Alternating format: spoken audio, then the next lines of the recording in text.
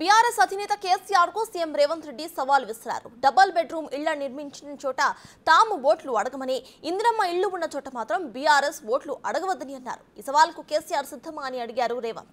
మరోవైపు ప్రధానమంత్రి ఆవాస్ యోజన కింద తెలంగాణలో ఎక్కడ ఇళ్లు నిర్మించారో చెప్పాలని ఆయన బీజేపీ నేతలను డిమాండ్ చేశారు.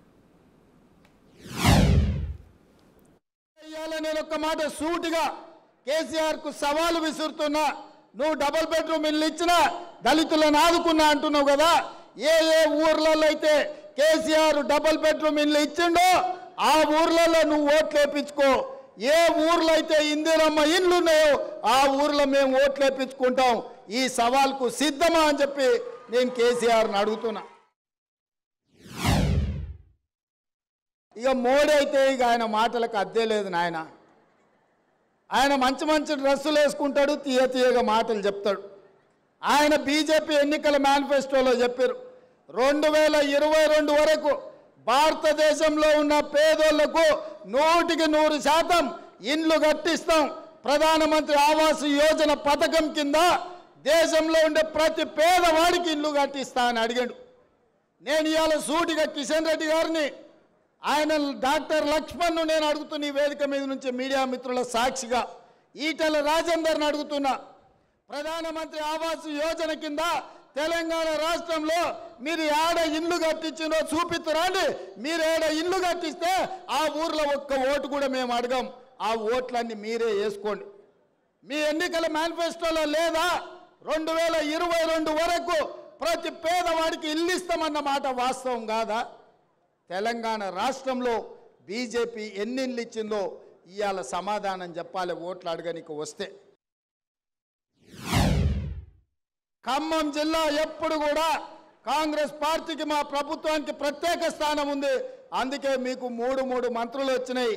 నిన్నగాక మొన్న రేణుకా చౌదరి గారికి రాజ్యసభ ఇచ్చినాం. మా బలరాం నాయక్ గారికి ఆల్రెడీ మహబూబాబాద్ పార్లమెంట్ టికెట్ ప్రకటించినాం. ఇవాళ ఖమ్మానికి ప్రత్యేకమైన స్థానం ఉంది. అందుకే ఇంత మంచి కార్యక్రమాన్ని ఇక్కడ ప్రారంభించుకున్నాం. మళ్ళొక్కసారి పెద్ద ఎత్తున చప్పట్లు కొట్టి మంత్రులను అభినందించాల్సిందిగా కోరుకుంటూ మీ అందరి దగ్గర సెలవు తీసుకుంటున్న మిత్రులారా, ధన్యవాదాలు. 2018లో ఒకటే సీటు, ఇవాళ కూడా ఇచ్చింది ఒకటే సీటు. అంటే మొదటి నుంచి జిల్లా ప్రజలు కేసీఆర్ను నమ్మలే. కేసీఆర్ మాటలకు ఇక్కడున్న ప్రజలు ఎవరు లొంగలే. అందుకే ఇవాళ ఈ మంచి కార్యక్రమాన్ని ఖమ్మం జిల్లా నుంచే మొదలు పెట్టాలని ఇవాళ ఇక్కడ మొదలు పెట్టినాం.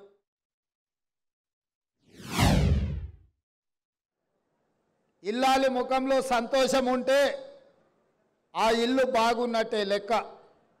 ఇంటి పెత్తనం ఆడబిడ్డ చేతిలో ఉంటే ఆ ఇల్లును చక్కదిద్దే బాధ్యత ఆడబిడ్డ తీసుకుంటుంది.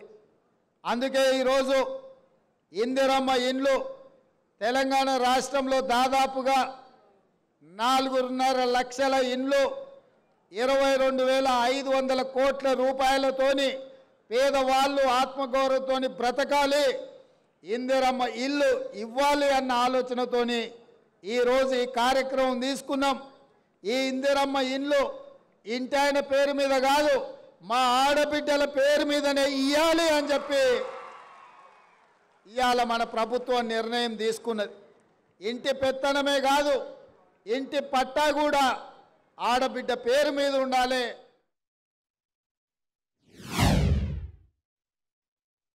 2014 ఎన్నికల కంటే ముందు డబ్బా ఇండ్లు వద్దు, డబుల్ బెడ్రూమ్ ఇండ్లు ముద్దు, కొడుకు కోడలు ఉంటే ఏడుంటారు, పండుగ పూట బిడ్డ అల్లుడు వస్తే ఏడవంటారు, గొర్రె పిల్లనో మేక పిల్లనో ఉంటే ఏడ కట్టేసుకుంటారు అని పేదవాళ్ళ కళ్ళల మీద కేసీఆర్ ఓట్ల వ్యాపారం చేసిండు.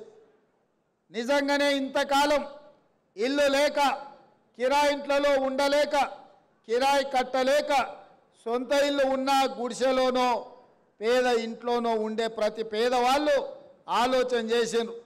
అయ్యో కేసీఆర్ సార్ ఏదో చెప్తున్నాడు, నిజంగానే మనకి ఇల్లు ఇస్తే పండుగ పూట కొడుకు కోడలు కానీ బిడ్డ అల్లుడితోని సంతోషంగా గడపొచ్చని.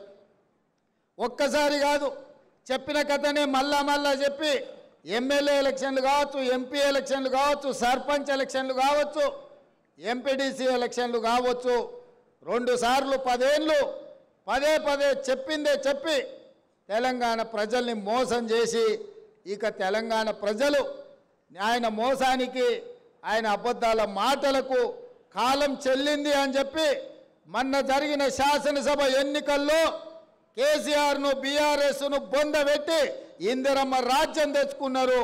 అందుకే ఈరోజు ఇచ్చిన మాట నిలబెట్టుకోవడానికి ఇంత బ్రహ్మాండమైన కార్యక్రమం ఇవాళ ఖమ్మం జిల్లాలో భద్రాద్రి రామచంద్రుడి ఆశీర్వాదంతో ప్రారంభించుకున్నాం. కేసీఆర్ మోడీ ఏం చేసిరా అంటే 400 ఉన్న సిలిండర్ 1200 చేసిరు.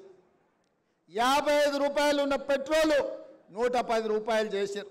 50 రూపాయలు ఉన్న డీజిల్ 100 రూపాయలు చేసిరు. వీళ్ళిద్దరు కలిసి చేసిన ఘనకార్యం ఏందంటే 400 సిలిండర్ 1200 చేసిరు. అందుకే ఎన్నికలప్పుడు స్పష్టంగా మళ్ళీ గ్యాస్ పొయ్యి సిలిండర్ అటక మీద పెట్టి కట్టెల పొయ్యికి వెళ్తున్న మా ఆడబిడ్డల్ని ఆదుకోవాలని కట్టెల పొయ్యి వద్దు 500 రూపాయలకే ఆడబిడ్డలకు సిలిండర్ ఇస్తామని మాట ఇచ్చి ఇవాళ ఆ కార్యక్రమాన్ని కూడా పెద్ద ఎత్తున మనం ప్రారంభించుకున్నాం. పోయినోళ్ళలాగా వాళ్ళ పార్టీ కండువ కప్పుకున్నాం అనుకో, లేకపోతే వాళ్ళ పార్టీలో ఉన్న నాయకులకు కోట్లాది కోటీశ్వరులకు ఇల్లు ఇయ్యం, పేదోళ్ళకే ఇస్తాం. నిజమైన అర్హులైన వాళ్ళకే లబ్ధిదారులకే ఇందిరమ్మ ఇల్లు ఇస్తామని చెప్పి నేను ఈ సందర్భంగా తెలియజేస్తున్నా.